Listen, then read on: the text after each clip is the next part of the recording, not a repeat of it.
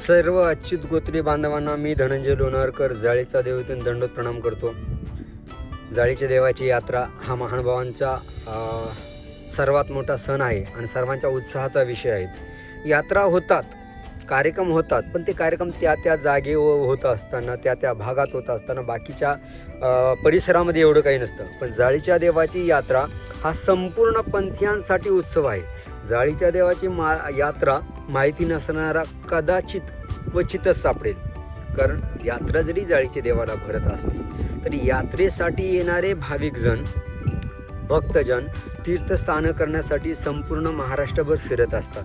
त्यामुळे यात्रा फक्त जाळीच्या देवाची असते असं नाही, तर संपूर्ण पंथीयांसाठी संपूर्ण पंथाची यात्रा असते असं म्हटलं तरी वावगं ठरणार नाही. गेल्या 2018 पासून म्हणजे गेल्या 6-7 वर्षांपासून आपण दरवर्षी चक्रवर्ती फाउंडेशन या संस्थेमार्फत अन्नदान कार्यक्रम करत असतो, अन्नदान उपक्रम राबवत असतो, आलेल्या भक्तजनांना भोजन देत असतो. 2018 साली आपण चक्रवर्ती फाउंडेशन या संस्थेकडून सुरू केलेला हा उपक्रम फक्त 2021 साली 20 साली झाला होता. 21 साली कोरोनामुळे थांबलेला होता. दरवर्षी होत असतो.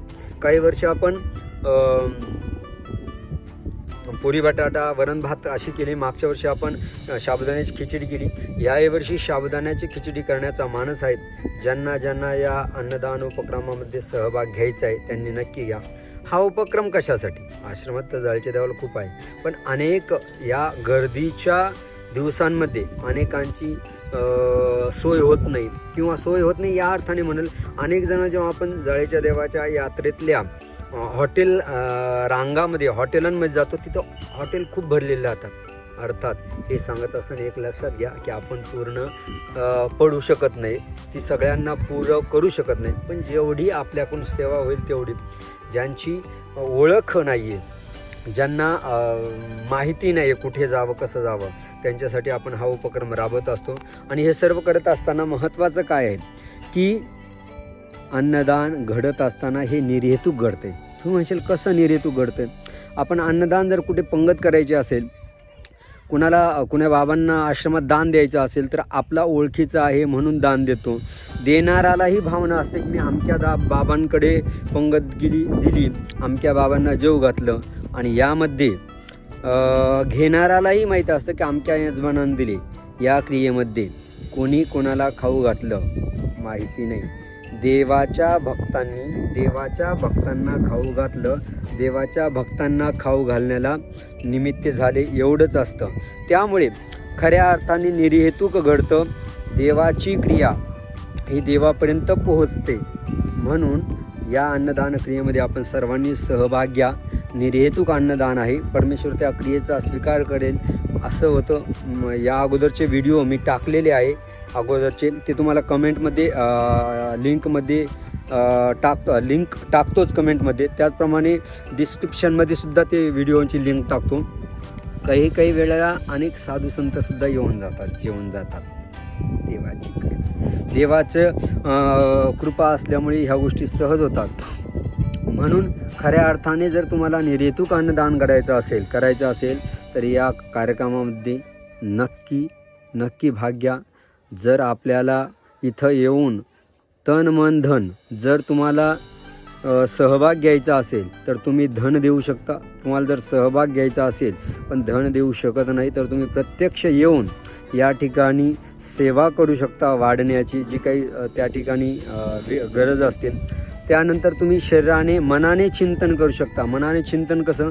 का देवा या यात्रेमध्ये मला तनाने अथवा मनाने धनाने सहभाग नाही घेता आला तर तुम्ही आपण एक गाठी त्या कार्यक्रम तो उपक्रम व्यवस्थित व्हावा, देवाने स्वीकार करावा म्हणून करू शकतो. ज्यांना या क्रियेत सहभागी व्हायचं आहे ते आर्थिकरित्या पैसे पाठवून होऊ शकतात. पैसे पाठवण्यासाठी माझा गुगल पे तथा फोनपे नंबर आहे 9850 280 515, जो तुम्हाला स्क्रीनवरही दिसत असेल. तर या नंबरवरती पाठवल्यानंतर मात्र एक काम करायचं, पहिलं त्याचा स्क्रीनशॉट माझ्या या नंबरला टाकायचा. दुसरं महत्त्वाचं, ज्या दिवशी तुम्ही हे आपली सहयोग आपली सेवा द्याल त्याच्या दुसऱ्या दिवशी कमीत कमी 5 गाठ्या स्मरण करायचं. आणि या क्रियेला देवाने स्वीकार करावं म्हणून देवाला विनंती करायची आहे. सगळं देवाचंच आहे. देवाचंच देवाला देताना कसला मनात मीपणा आणावा, मी दिलं मी मिळलं, परंतु देवापर्यंत पोहोचण्याचं कार्य मी करू शकतो, माध्यम होऊ शकतो, पण स्वीकार करणारा तर देव आहे ना. आणि देवाने स्वीकार करावा आपल्या क्रियेचा म्हणून आपण देवाला विनंती करायची आहे. म्हणून जे जे या कार्यक्रमात या उपक्रमात सहभागी होतील त्यांनी दुसऱ्या दिवशी 5 गाठ्या करून देवाला विनंती करायची की देवा माझ्याकडून जास्तीत जास्त घडू दे, मला प्रत्यक्ष जाण्याचा योग येऊ दे आणि एक दिवस देवा माझं इतकं भाग्य वाढू दे, इतकं मोठं भाग्य होऊ दे की प्रत्यक्षात आबाईसांप्रमाणे, अभयोंप्रमाणे, महादाईसांप्रमाणे, बाईसांप्रमाणे, नाथोबांप्रमाणे आपल्या दर्शनाचा योग घेऊन तुम्हालाही भजन घालण्याचा योग येऊ द्या, अशी प्रार्थना विनंती करायची. म्हणून दुसऱ्या दिवशी सगळ्यांनी स्मरण नक्की करा. पुन्हा एकदा सांगतो, ज्यांना ज्यांना शक्य असेल त्यांनी सर्वांनी सहभागी व्हा. तुम्ही कितीही देऊ शकता. ज्यांनी ज्यांनी व्हिडिओ पाहिला त्या प्रत्येकाने अगदी 1 रुपयापासून तुम्हाला इच्छाशक्ती जेवढी असेल तेवढी देऊ शकता.